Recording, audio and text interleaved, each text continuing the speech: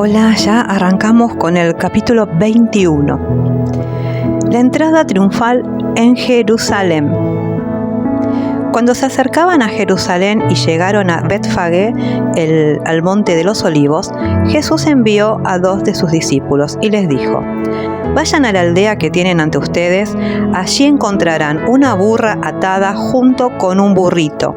Desátenla y tráiganmelos. Si alguien les dice algo, respóndanle: el Señor los necesita, luego los devolverá. Esto sucedió para que se cumpliera lo dicho por el profeta: digan a la hija de Sión, tu rey viene a ti, manso y sentado sobre una burra, sobre un burrito, hijo de animal de carga. Los discípulos fueron e hicieron tal y como Jesús les mandó. Trajeron la burra y el burrito, pusieron sobre ellos sus mantos y él se sentó encima. La multitud, que era muy numerosa, tendía sus mantos en el camino y otros cortaban ramas de los árboles y las tendían en el camino. Tanto los que iban delante como los que iban detrás lo aclamaban y decían: Hosana al Hijo de David, bendito el que viene en el nombre del Señor, Hosana en las alturas. Cuando Jesús entró en Jerusalén, todos en la ciudad se conmocionaron y decían: ¿quién es este? La multitud decía: este es Jesús, el profeta de Nazaret de Galilea. ¿Qué habrá pasado, por las mentes de cada una de esas personas al verlo entrar a Jesús? Tengamos en cuenta que en ese momento ellos eran esclavos y tal vez podrían llegar a pensar que Jesús venía a liberarlos de esa opresión de Roma o de esa esclavitud. Versículo 12. Purificación del templo. Acá se pone picante, dirían.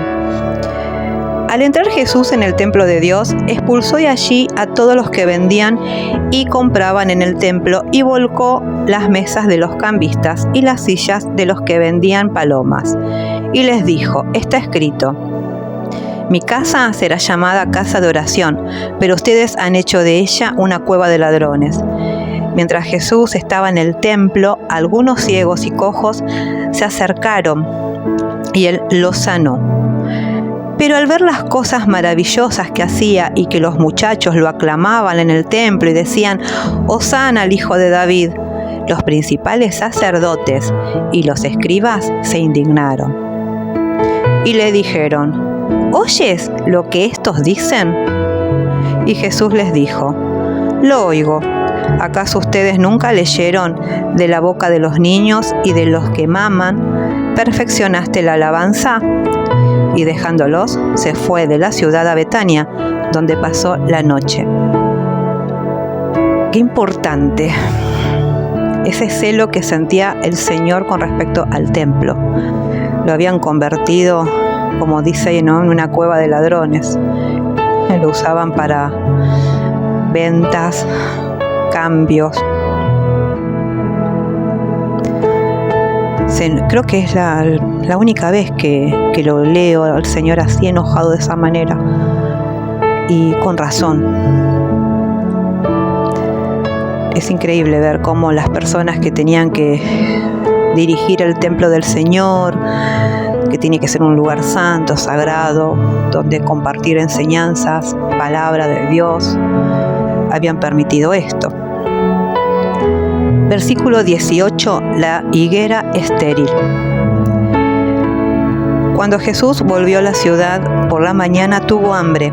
En eso vio una higuera cerca del camino y se acercó a ella, pero al no hallar en ella nada más que hojas, le dijo: nunca más vuelvas a dar fruto.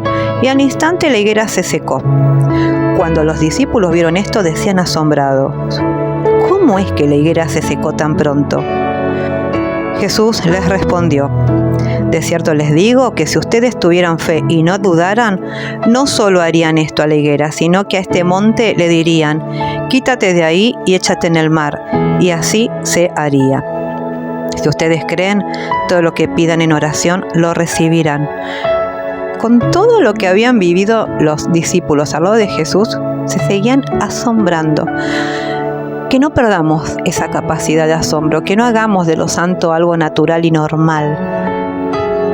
Me gusta eso de seguir sorprendiéndome cuando veo la mano de Dios que sigue aún obrando, haciendo milagros, transformando vidas. Versículo 23. La autoridad de Jesús. Cuando Jesús llegó al templo, los principales sacerdotes y los ancianos del pueblo se acercaron a él mientras enseñaba y le preguntaron: ¿con qué autoridad haces esto? ¿Quién te dio esta autoridad? Jesús les respondió: yo también les haré una pregunta. Si me la contestan, también yo les diré con qué autoridad hago esto. El bautismo de Juan, ¿de dónde era? ¿Del cielo o de los hombres? Ellos discutían entre sí y decían: si decimos que era del cielo, él nos dirá: entonces, ¿por qué no le creyeron? Y si decimos que era de los hombres, tenemos miedo de la gente, porque todos consideran que Juan era un profeta. Por lo tanto, respondieron a Jesús: no lo sabemos. Y él también les dijo: pues yo tampoco voy a decirles con qué autoridad hago todo esto. Me encanta cuando el Señor te confronta. Tuvieron miedo de la gente. Qué difícil es, ¿no? Cuando tenemos que responder algo y no somos honestos con lo que creemos, con lo que pensamos, y nos hacemos cargo de lo que estamos diciendo, porque obviamente hay consecuencias de todo lo que hacemos y decimos.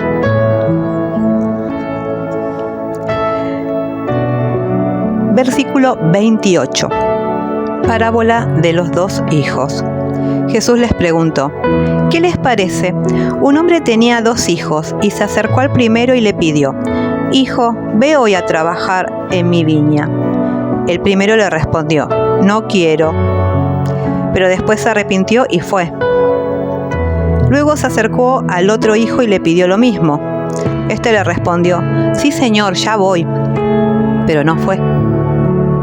¿Cuál de los 2 hijos hizo la voluntad de su padre? Ellos respondieron: el primero. Entonces Jesús les dijo: de cierto les digo que los cobradores de impuestos y las rameras les llevan la delantera hacia el reino de Dios. Porque Juan se acercó a ustedes para encaminarlos en la justicia y no le creyeron, mientras que los cobradores de impuestos y las rameras sí le creyeron. Pero ustedes, aunque vieron esto, no se arrepintieron ni le creyeron. ¡Qué fuerte! Directo al corazón. El Señor acá nos habla a nosotros los creyentes. Versículo 33. Los labradores malvados. Escuchen esta otra parábola. El dueño de una finca plantó una viña, le puso una cerca, cavó en ella un lagar, levantó una torre y la arrendó a unos labradores. Luego se fue lejos. Cuando llegó el tiempo de la vendimia, envió a sus siervos para que les entregaran la cosecha. Pero los labradores agarraron a los siervos y a uno lo golpearon, a otro lo mataron y a otro más lo apedrearon. El dueño envió de nuevo a otros siervos, más que los primeros, y los labradores hicieron lo mismo con ellos. Finalmente, les envió a su hijo, pues decía: a mi hijo lo respetarán. Pero cuando los labradores vieron al hijo, dijeron entre sí: este es el heredero. Vamos a matarlo y así nos quedaremos con su herencia. Entonces lo sacaron de la viña y lo mataron. Así que cuando el señor de la viña venga, ¿qué hará con esos labradores? Le respondieron: destruirá sin misericordia a esos malvados y arrendará su viña a otros labradores que le entreguen el fruto a su tiempo. Jesús les dijo: ¿nunca leyeron en las Escrituras? La piedra que desecharon los constructores ha venido a ser la piedra angular. Esto lo ha hecho el Señor, y a nuestros ojos es una maravilla.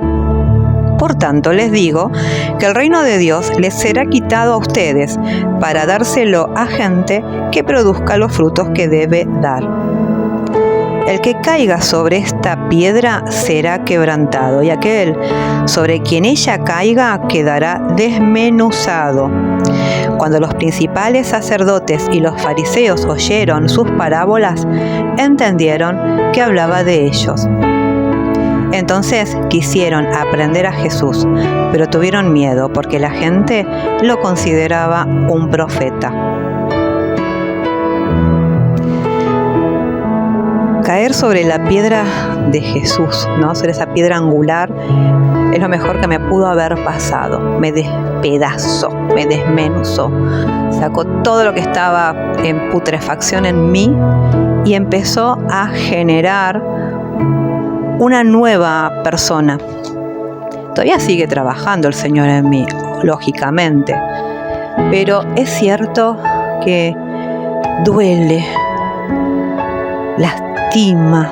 Cuando el Señor empieza a amasarnos, empieza a unirnos, empieza a sacar lo que no está bien, a darnos formas, nos duele, porque estamos muriendo a nuestro viejo yo, a nuestro propio egoísmo, a nuestros odios, rencores, a nuestra falta de perdón. Es impresionante.